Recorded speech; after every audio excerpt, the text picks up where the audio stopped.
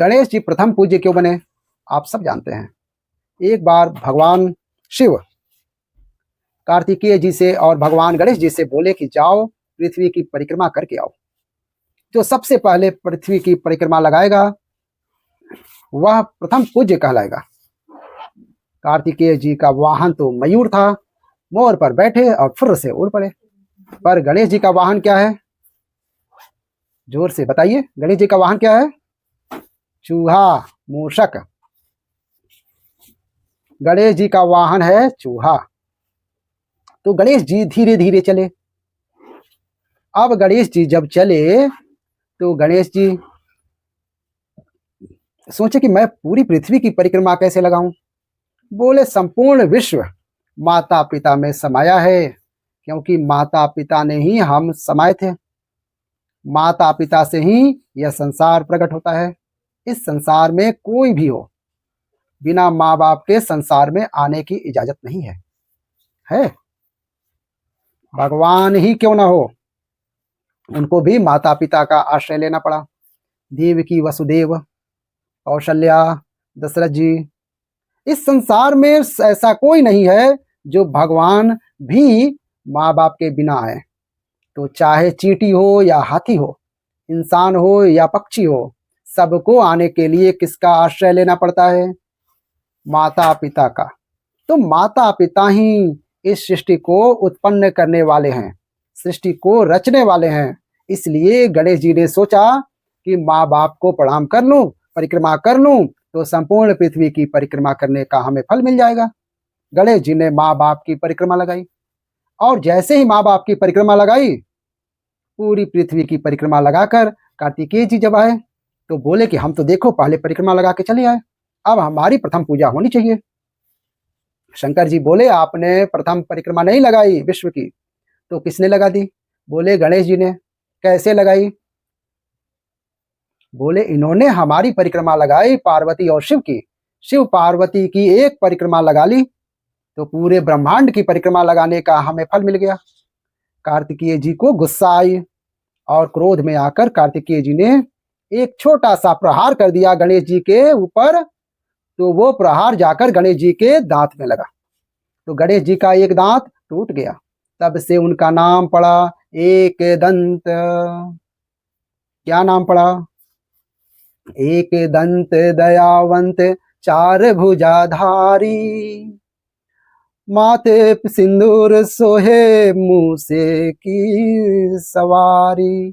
तो गणेश जी का नाम एक दंत पड़ा। तो कार्तिकेय जी और गणेश जी के बीच में जब शर्त लगी तो गणेश जी जीत गए। तो गणेश जी ने माँ बाप की परिक्रमा की, तब से गणेश जी प्रथम पूज्य हो गए। गणेश जी जैसी बुद्धि किसी के पास नहीं है, इसलिए गणेश जी बुद्धि के अधिष्ठाता बन गए, बुद्धि के देवता बन गए। गणेश जी किसके देवता हैं? जोर से अरे बोलिए तो, लिखिए तो। गणेश जी बुद्धि के देवता। जिससे बुद्धि चाहिए वो गणेश जी के पास जाए।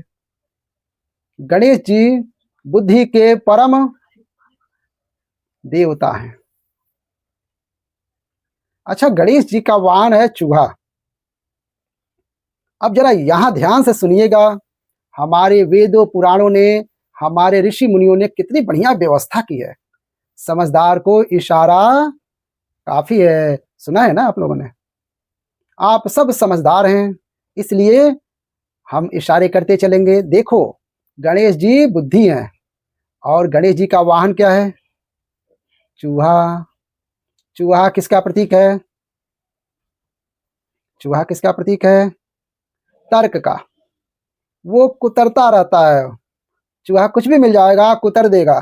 चूहा तर्क का प्रतीक है। किसका प्रतीक है? तर्क। चूहा है तर्क और गणेश जी हैं बुद्धि। तो गणेश जी के किसके ऊपर सवार हैं? गणेश जी तर्क के ऊपर सवार हैं। बुद्धिमान वही हो सकता है जो तर्क पर सवार हो। तर्कमय बुद्धि श्रेष्ठ है। जो विद्वान होगा वह तर्क जरूर करेगा, तार्किक होगा।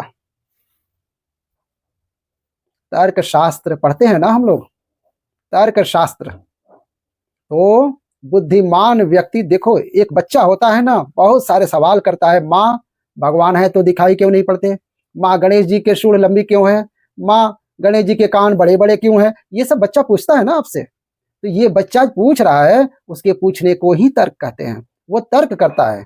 जैसे तर्क है, गणेश जी के कान बड़े क्यों हैं, ये तर्क है। ये क्या है, मैं इनसे प्रश्न कर रहा हूं, मतलब मैं इनसे तर्क कर रहा हूं, यही है तर्क। गणेश जी के कान बड़े बड़े क्यों हैं, ये क्या है, बोलो क्या है ये, तर्क है, तर्क है। अच्छा, तर्क कौन कर सकता है, सवाल कौन कर सकता है, मूर्ख व्यक्ति कभी सवाल नहीं कर सकता है, पढ़ा लिखा बुद्धिमान ही सवाल कर सकता है। सवाल करने वाला तार्किक है, मतलब पढ़ा लिखा है। छोटे छोटे बच्चे बहुत सारे सवाल करते हैं, क्योंकि उनके अंदर, वो पढ़े लिखे तो अभी नहीं है, लेकिन उनकी जिज्ञासा है, तर्क है। तो तर्क कौन कर सकता है, बुद्धिमान व्यक्ति। एक बच्चा वो होता है जो अपने टीचर से बहुत सारे सवाल करता है, सर जी ये समझ में नहीं आया, सर जी ऐसा क्यों हुआ, सर जी ये ऐसा है तो वैसा क्यों नहीं, वैसा है तो ऐसा क्यों नहीं। जो बच्चा बहुत सारे सवाल करता है, मतलब वो बुद्धिमान होगा। जो बच्चा मास्टर से कुछ नहीं पूछता, वो एक नंबर का बुद्धू होगा। बात सही है कि गलत है। जो ज्यादा सवाल करेगा वो कौन होगा, जोर से, अरे बोलो तो, बुद्धिमान होगा। तो गणेश जी किस पर बैठे हैं, तर्क पर। तो गणेश जी बुद्धि हैं और सवार तर्क पर हैं। बुद्धिमान हमेशा तर्क करता है। ये गणेश जी का चूहे पर बैठने के पीछे का साइंस है, विज्ञान है। गणेश जी के कान बड़े बड़े होने के पीछे का विज्ञान बताओ, बताओ। गणेश जी के कान बड़े बड़े क्यों हैं, नहीं बताओगे, गुस्सा हो क्या, अरे बताओ। गणेश जी के कान बड़े हैं इसलिए आपको मैसेज दे रहे हैं कि भैया ज्यादा से ज्यादा सुनो, ज्यादा से ज्यादा सुनो।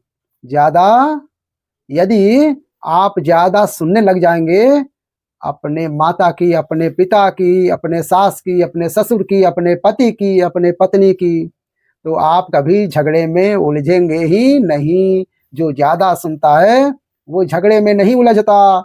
जो कम सुनने वाले होते हैं, मैं आपकी क्यों सुनूं बोलते हैं, जो कहते हैं मैं आपकी क्यों सुनूं, वो झगड़ा जरूर करेगा। जो सुन लेता है, सुन लो ना, माँ की, पिता की, पत्नी की, पति की, सुन लो।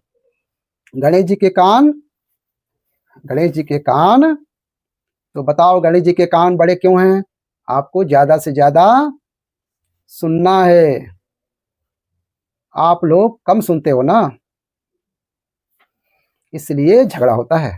पर गणेश जी का मैसेज क्या दे रहे हैं, ज्यादा सुनो। अच्छा, गणेश जी का मुंह दिखाई पड़ता है आपको, क्यों, गणेश जी के दर्शन करके बताओ, गणेश जी का मुंह दिख रहा है, हाँ या ना, बोलो हाँ या ना। अरे बोलो, लिखो, कुछ तो लिखो, बोलो। गणेश जी का मुंह नहीं दिख रहा है, गणेश जी के मुंह अंदर है, सूंड ऊपर है। सूंड दिख रही है, मुंह दिख नहीं रहा है, मुंह भीतर की तरफ होता है। गणेश जी के कान बड़े हैं और मुंह अंदर है, मतलब दिख नहीं रहा है। मतलब गणेश जी का मैसेज है, मुंह को छिपा करके रखो, मतलब बोलो कम, सुनो ज्यादा। कान बड़े रखो, मुंह को छिपा कर रखो, बोलना। जो लोग कम बोलते हैं वो सुखी होते हैं। जो दिन भर बोलते हैं, ज्यादा बोलते हैं, बकवास करते हैं, वो किसी न किसी उलझन में उलझते ही उलझते हैं। सही है। सारा झगड़ा कहाँ से होता है, मुंह से। महाभारत कहाँ से हुआ, द्रौपदी के मुंह से धोखे से निकल गया कि अंधों के बेटे अंधे होते हैं। दुर्योधन के लिए हाँ, निकल गया और दुर्योधन ने बात पकड़ ली, और दुर्योधन ने बोला इसके कपड़े उतार दो। तो महाभारत धनुष बाण से तो बाद में हुआ, पहले कहां से हुआ, मुंह से ही हुआ। तुमने कहा अंधा है, अंधों के बेटे अंधे होते हैं, द्रौपदी ने कहा। तो दुर्योधन बोला, मैं बदला लूंगा, इसने मुझे अंधा कहा, मैं इसके कपड़े उतारूंगा।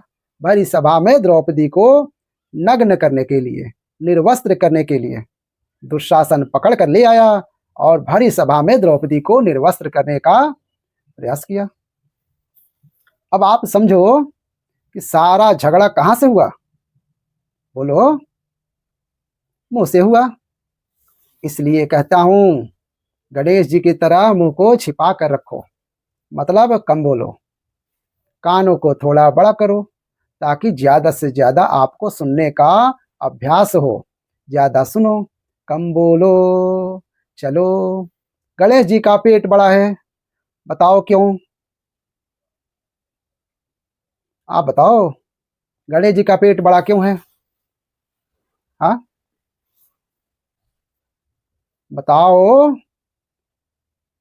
खाली कथा सुनोगे? ज्यादा खाते हैं? नहीं, गणेश जी ज्यादा नहीं खाते, गणेश जी एकदम फिट हैं। पर पेट बड़ा के पीछे एक मैसेज है। गणेश जी का पेट बड़ा इसलिए है, समाज को समझाना चाहते हैं कि भैया, परिवार की बातों को पेट में ही रखा करो, बच्चा उसमें अंदर पचा लिया करो, परिवार की बातों को बाहर ना उगला करो। आप लोग जरा सा घर में झंझट होती है तो जाकर पड़ोसन के घर रो लेती हो। आज सास ने ऐसा कह दिया, आज मेरी देवरानी ने ऐसा कह दिया, आज मेरी जेठानी ने ऐसा कह दिया। आप अपने पेट में कुछ ठहराते नहीं हो, सब उगल देते हो। इससे क्या होता है?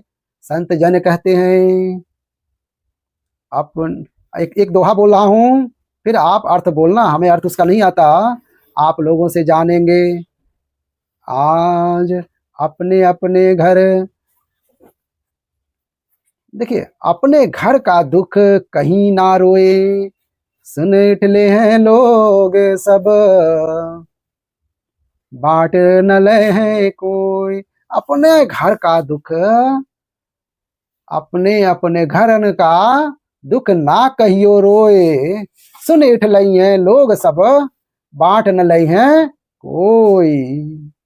आप सब अपने घर का दुख किसी से मत कहो, क्योंकि दुनिया सुनती है आपके संग रो रो कर, और आपका दुख रो रो कर दुनिया सुन लेगी। आपके जाने के बाद हंस हंस के लोग बताते हैं कि देखो, इसके घर ऐसा हो गया, इसका पति ऐसा है, इसकी पत्नी ऐसी है, इसकी सास ऐसी है, इसकी ननद ऐसी है, इसका बेटा ऐसा है। इसलिए अपने घर की बातें कभी कितना भी अपना हो मत बताओ, पचाओ। इसलिए गणेश जी का पेट बड़ा है, कुछ बातें पेट में हर चीज बताने की नहीं है। समझ में आई क्या? बोलो हाँ कि ना।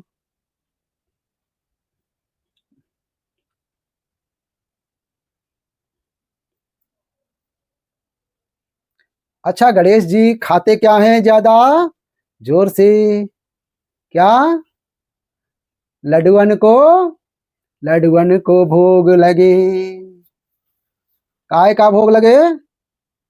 गणेश जी लड्डू खाते हैं, और हम भारत के लोग भी भट लड्डू खाते हैं। हम सनातनी लोग ना लड्डू ज्यादा खाते हैं। हमारे यहाँ मकर संक्रांति आती है तो लड्डू बनती है, गणेश उत्सव आता है तो मोदक बनते हैं, महाराष्ट्र में मोदक बनते हैं। एक प्रकार का लड्डू ही होता है, पर लड्डू की बड़ी परंपरा है हमारे भारत में। क्यों? भारत में अनेक क्षेत्र में अनेक प्रकार के लड्डू बनाए जाते हैं। बेसन के लड्डू, तिल के लड्डू, है ना, और ना जाने किस किस चीज के लड्डू बनते हैं। आप सब बनाती होंगी मेरी माँ, और लोग खाते भी होंगे।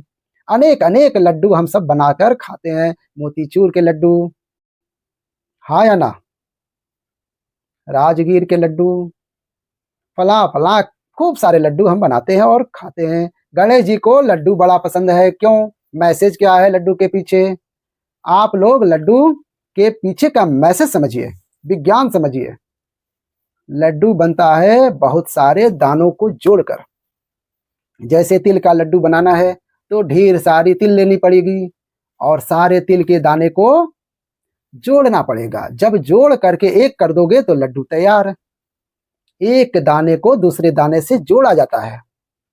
बोलो हाँ। दाने को दाने से जोड़ दो, लड्डू तैयार।